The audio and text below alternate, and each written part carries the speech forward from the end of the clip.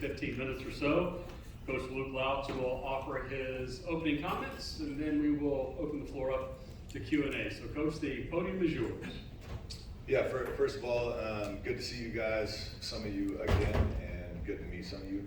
It's an honor for me to stand up here with the Florida State Seminole patch on my chest again. I had a question in the other room talking about how special it is to play in the ACC tournament. I said the last time I was part of an ACC tournament, we won the championship in 2012. So obviously that was really special. But I'm looking forward to representing Florida State as a head coach. I'm excited for you guys to get to know our team. We got two of our guys, Kobe McGee and Chauncey Wiggins. Obviously Chauncey, you guys have some familiarity with, and Kobe you'll get to know. And the tough part about this is I could only bring 2 players, right? I wanted to bring about 7 or 8 of them because I feel like we got a pretty good team. And shoot, every coach in college basketball right now feels like they got a good team. No one's lost a game. But I am excited about the group we put together very quickly on the job. But more importantly, I'm excited to be a head coach in this conference, right? This conference historically has been the best basketball conference in the country. Last year they took a step back and the SEC did a great job, and I think we have a lot of motivated individuals from the conference level down to the presidents, down to our athletic directors that we want to regain that title of being the best basketball conference in the world. And from there, the last thing before we get to the questions, I just want to compliment and give Leonard Hamilton his flowers. And he had such an incredible career, 50 plus years of coaching basketball, of developing young men, myself being one of them. And he's had such an impact on not just his teams, but his players on a personal level, their families. He's the type of guy that if you're ever in a pinch, you call him, he's going to answer. And then he's probably going to talk to you for about 45 minutes. And you guys know that from covering him. But he's had such a big impact on my life. And what a great opportunity for me to replace an absolute legend on and off the court. From there we can open up for questions. Coach, thank you. We'll take our first question to your right, second row. And if you would, folks, please identify yourselves and the agency that you're with. Richard Walker, CarolinaSportsHub.com. I understand Coach Hamilton saw you at practice yesterday. Talk about his influence on the program, because obviously he coached you. You go off and do your thing, and now you're in the college game. How much of a help has he been for you? Yeah, how you doing, Richard? Good to see you. Yeah, Coach Hamilton, in a respectful way, he's kept his distance, but I talk to him multiple times a week. Some about basketball, some about life. He's always been a great sounding board for me as I, obviously played for him, then when played professionally, then coached professionally. And most of what I've dealt with, he has seen at some level in the past 4 or 5 decades. And it just, as a mentor of mine, he's been unbelievable. And I sometimes have to beg him to come around our guys because he's filled with wisdom. So I invited him to our scrimmage yesterday. He sat on the side, with his hat kind of crooked on the side, and took in our practice. So I went and talked to him after practice, and he gave me what he liked and what he didn't, which is Coach Hamilton. He's going to give it to you straight. And I asked him, I said, would you mind just saying exactly what you just said to me to the team, right? They get to hear my voice nonstop, and these guys will probably tell you they're already tired of me, and we haven't played a game. But he huddled the team up, and got his coaching hat on and talked to the team for 5 to 10 minutes. But the message, coming from him, that's seen it all was spot on. It's the exact same thing I would have said, but just a little bit different, right? And so to have him around has been truly valuable for myself, but also for our guys that, they don't know him, they didn't play for him, but to grow that relationship has been really helpful for me. Coach, front row left, far left. How you doing, Coach? A lot of new players, Delonte Smith, college basketball experience. A lot of new players, but it's one specific player that I was looking at who's making a big jump, Alex, from D2. I got the chance to see him play a couple of times. Just wanted to know what you saw in him and what you expect for him to contribute this season. Yeah, thanks for your question. Alex Steen, the double machine. Our guys love Alex. He has an infectious personality, not talking anything about basketball. I call him a hunter and a gatherer, because every time we have a day off, he's going to fish, he's going something outdoors, he's doing something. I'm like, Steen, just don't get hurt, please. Well, you can go fish and spear hunting and whatever else you're doing. But Steen, he's a connector, right? And he without a doubt, these guys will back me up on this.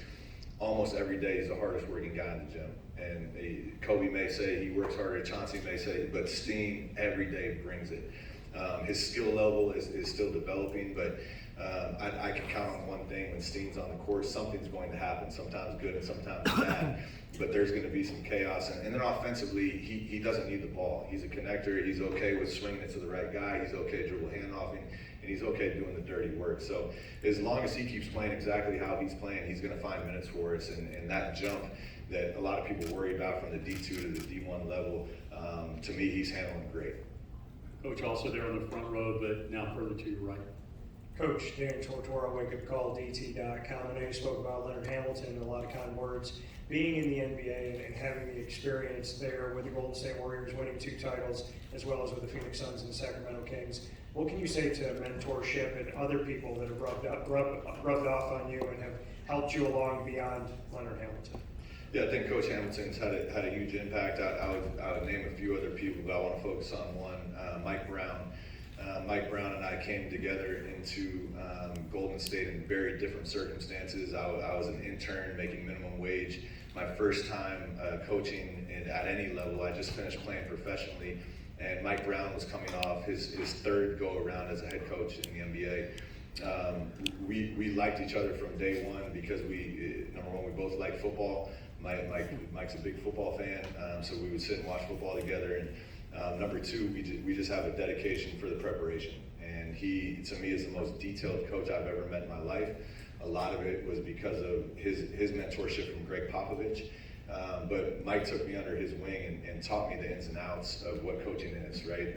How to teach, how to prepare, how to watch film, how to break things down. But ultimately, how to build relationships. And you can be the best coach in the world. If you can't relate to your players, you're going to have a problem, right? And at the NBA level, that's even more apparent. But coming down to college, that's something that I really enjoy. I enjoy getting to know these guys on a personal level. I enjoy coaching them. And I enjoy ultimately holding them accountable to what our standard is. And if we can do that together, we're going to have a lot of fun. We're going to win a lot of games together. But Mike Brown's mentorship to put me in this, I wouldn't be here without him, to put me in this spot and prepare me for what I'm about to do as a first-time head coach, again, is truly valuable. Coach, thank you. You and Kobe can switch spots, and we'll spend a little bit of time with our student athletes. If you would once again introduce yourselves and the agency that you were with our student athletes, that would be great. And who would like the first question for Kobe? Kobe, we're going to go right side, third row. Victoria Sackett, Sports Culture Media. How are you this afternoon? I am blessed to be here. How are you doing? So good. Coach just noted, he said, hey, you can be the best coach in the entire world, but if you can't relate to your players, it's not going to be a very conducive situation. How do you guys relate to each other on and off the court? What's that chemistry like heading into another season? Honestly, I treat Coach like he's one of my teammates. Like, if I see him at a football game, we kind of chat it up. I kind of talk a little trash here and there. It's funny, but yeah, no, I treat him like he's one of my teammates. I think we bond really well, and not just only him, but our entire staff, especially Coach Moran. He's probably one of my favorite coaches on the staff, and G as well. So. Kobe, from the podium, you were a one-time wide receiver and running back in middle school. How is it that basketball won out over football? So growing up, I was always taller than a lot of people. And then at one point in time, I just stopped growing and people started gaining weight more than I was. So I couldn't take a hit. Seen that basketball court, seen the rim, I just couldn't miss. So I didn't Somebody want to follow that up? We'll go to the left side, right up the center aisle. Kobe, to your left. Jay, with Greenville Sports Media, would you say you're the comedian of this particular group? I would say like 1 of 3. I would say 1 of 3. Martin's definitely number 1 for sure. Then you got to throw J. Crawl in there. You know, I say me 3. Kobe, your last question, front row to the left. Kobe, Dan Tortora, wakeupcalldt.com. With having a head coach that's done so much with player development in the National Basketball Association, just what that means to you, not only at Florida State, but going to that next level, having somebody that knows what it takes and has developed some of the best players that are out there. Sure. I think his experience with the NBA just shows not only me but our team that it's achievable, especially him coming down to the college level. The player development, the people that he brought in, coaching staff, they all have the same mindset and they all have the same goal. And with that energy that they bring in every day, I think it's definitely something that's motivating. Chauncey, I think, could back me up on this too. It's very motivating to all of us. I think we're all on the right track to go where we want to go. Kobe, thank you. You and Chauncey can switch spots. Then a few minutes with Mr. Wiggins, and then we will send them off to their breakout room. Questions for Chauncey as we get started? Chauncey, I'll ask it from the podium. You had 58 games played in the ACC, and not that your head coach doesn't know the ACC, but what is it that you think you can teach him about what you've experienced over the last couple of years? I think I can teach him that basically everybody has a different scheme, and it's pretty weird because at being in the ACC, I mean, you have teams that just always play the same way for 3 or 4 straight years. I feel like with the experience that I have, I mean, like whether that's offense or defense, I feel like I have some knowledge on what teams do, so I just feel like that's some way I can help. Your next question up the center aisle to the left. Jay Jacobs from Greenwood Sports Media. What would you say is the one player on the team that we have not heard about that we will hear about in the next couple of weeks? I'll give you 2. All right. Well, honestly, I'll give you 3. Cam Miles, Martin, and Thomas. You will hear about them 3 coming up this season. Awesome. Great. And Lejay. And Shaw. And So you're keeping count, that's really sick.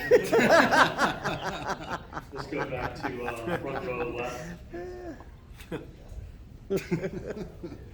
Chauncey, Dan Tortora, wakeupcalldt.com. Just going off of that, the fact that you have something to say about all your teammates. We live in a current college basketball climate where there's a lot of individualism.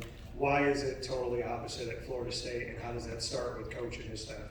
just because we all love each other and we want to play for one each other. I mean, like, we don't really care about what we do within ourselves. We just care about team success. Team success is always the first thing I feel like. Is at Florida State. You know, whether that's me getting Kobe open three or Kobe getting me open three, or just making a winning play, getting on the floor. We just love each other, so we want team success to come first before ourselves. Chauncey, thank you. Florida State, good luck this year. We'll see you on the road. Thank you.